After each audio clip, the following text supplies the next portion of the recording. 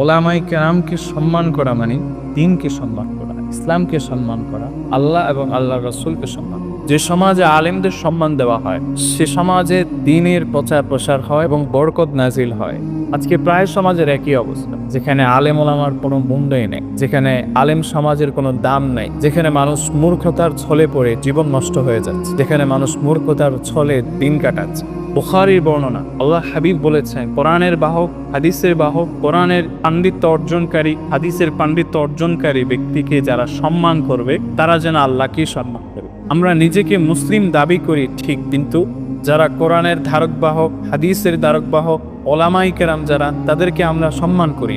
তাদেরকে সম্মান না করা মানে আল্লাহ এবং তার রাসূলকে আনুগত্য না করা, আল্লাহ এবং তার রাসূলের অনুসরণ না করা। এজন্য আমাদের উচিত আলেমদেরকে সম্মান দেওয়া, আলেমদেরকে প্রতি কাজে অগ্রাধিকার দেওয়া এবং তাদের কাছ থেকে দ্বীনি শিক্ষা গ্রহণ করা এবং তাদের থেকে দোয়া নেওয়া।